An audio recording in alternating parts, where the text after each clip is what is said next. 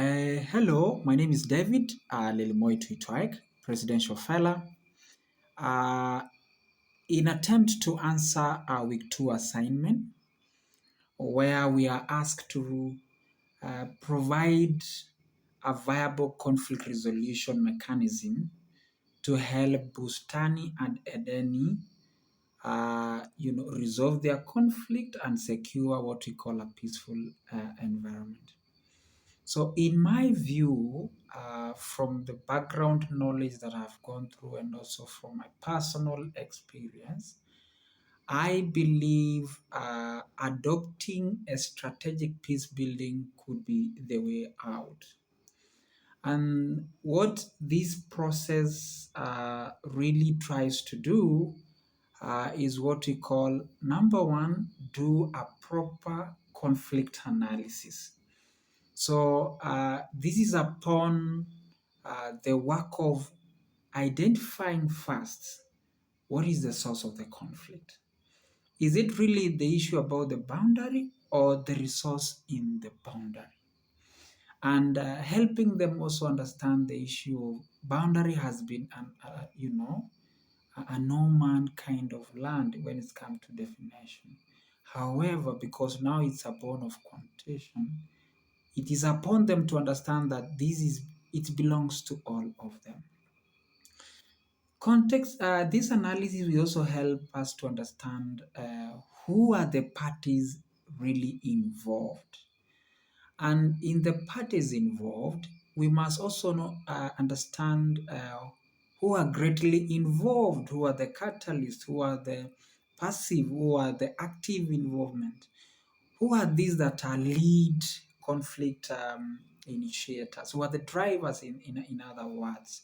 So upon identifying this, there is also the need of assessing the initial or the first attempts to resolve this issue. And we have seen the peacemaking has failed and possibly peacekeeping is in the play.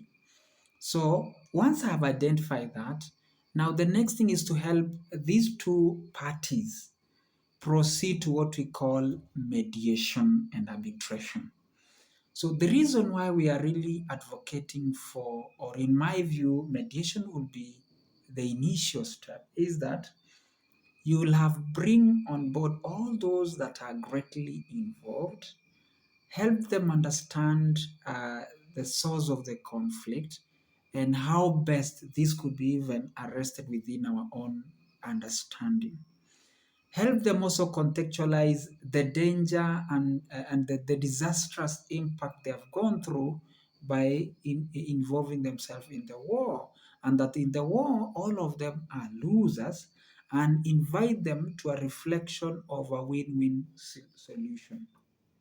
So under strategic peace building, greatly talks about the planning, and this planning has to greatly involve these people who are part of the dispute team.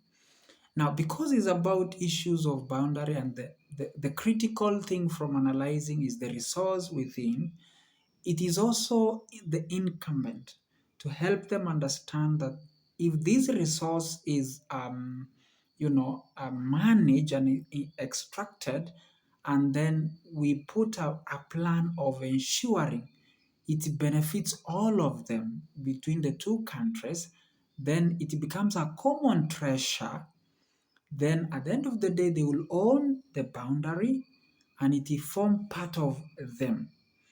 Now, again, towards the end, in order to have now a sustainable peace building, then we shall have a temporary structure, which is part of the mediation team and also arbitration team. Now, the reason why we are encouraging mediation is because it's bring both people to allow reasoning over any other sort of emotional engagement.